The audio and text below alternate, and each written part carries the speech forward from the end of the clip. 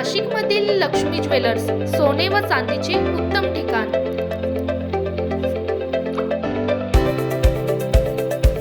ताज्या बातम्या बघण्यासाठी स्टार लोकशक्ती न्यूज चॅनलला सबस्क्राइब करा आणि बेल आयकॉनला प्रेस करा।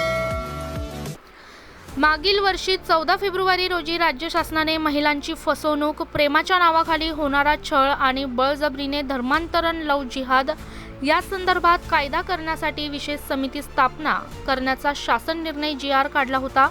मात्र 1 वर्ष उलटूनही या संदर्भात कोणताही ठोस निर्णय किंवा कायदा जाहीर झालेला नसल्याने महिलांमध्ये तीव्र नाराजी व्यक्त होत आहे। महिलांच्या सुरक्षिततेचा प्रश्न अजूनही प्रलंबितच आहे। शासनाने समिती स्थापन केली पण पुढे कोणतीही ठोस पावले उचलली नाहीत। 1 वर्षात निर्णय न झाल्यास आमची सुरक्षितता कधी सुनिश्चित होणार, असा सवाल संबंधित महिलांनी उपस्थित केला आहे। या पार्श्वभूमीवर दिनांक 13 फेब्रुवारी 2026 रोजी सकाळी 10:30 वाजता तहसीलदार कार्यालय त्र्यंबकेश्वर येथे प्रशासनाला निवेदन देण्यात येणार आहे। या उपक्रमात जास्तीत जास्त महिलांनी सहभागी होऊन आपली एकजूट दाखवावी, असे आवाहन करण्यात आले आहे। आंदोलनकर्त्यांच्या मते हा प्रश्न केवळ एका व्यक्तीचा नसून संपूर्ण महाराष्ट्रातील माय भगिनींच्या सुरक्षिततेशी निगडीत आहे। त्यामुळे शासनाने तातडीने निर्णय घेऊन कायदा जाहीर करावा, अशी मागणी करण्यात येणार आहे। महिलांच्या या निवेदन आंदोलनाकडे प्रशासन आणि राज्य शासनाचे लक्ष लागले असून यावर काय भूमिका घेतली जाते याकडे सर्वांचे लक्ष आहे। ब्युरो रिपोर्ट, रामदास शीतसह स्टार लोकशक्ती न्यूज, त्र्यंबकेश्वर। ताईंनी आपल्याला आत्ताच सांगितलं की आपण इथे आज का आलो। तर मागच्या वर्षी 13 फेब्रुवारीला सरकारने एक GR काढला होता, ज्यामध्ये महिलांची फसवणूक, महिलांवर होणारा अन्याय आणि बळजबरीने धर्मांतरण म्हणजे लव जिहाद, तर हा कायदा स्थापित करण्यासाठी एक GR काढला। तो अजूनही अंमलात आणलेला नाही का? आपण महिला सुरक्षित नाही अजून पण? तर माझा सरकारला हाच जाब आहे, आपण इथे का आलो की तुम्ही आत्ता नाही अंमलात आणणार तर कधी आणणार? आम्ही रोज घराबाहेर पडतो एकच भीतीने की आमची सुरक्षितता आत्ता नाही मग कधी? नमस्कार। उद्या 14 फेब्रुवारी आणि 14 फेब्रुवारी हा एक प्रेमाचा दिवस,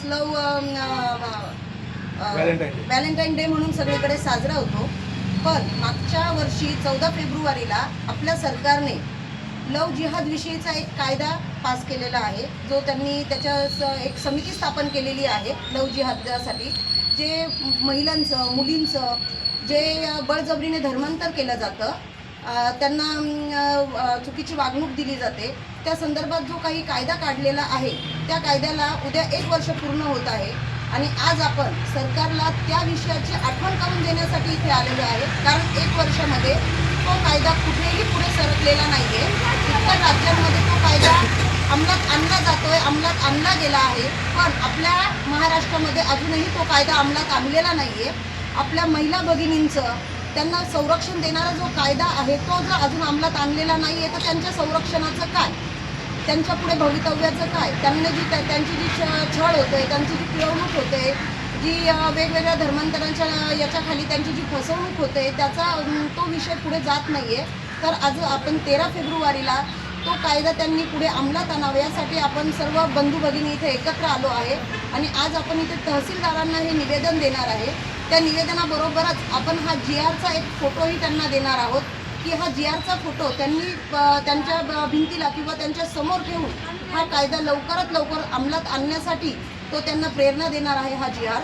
त्यासाठी आपण आज प्रयत्न करणार आहोत आणि आपण आज सगळ्या बंधू भगिनी त्यांना निवेदन देण्यासाठी त्र्यंबकेश्वर तहसील कार्यालयामध्ये इथे हजर झालेलो आहोत। तरी आपण तहसीलदारांना आज निवेदन करणार आहे की तुम्ही कारवाई पुढे लवकरात लवकर पुढे न्यावी व आम्हाला आमचा महिलांचा हक्क मिळवून द्यावा, यासाठी आम्ही प्रयत्न करणार आहोत।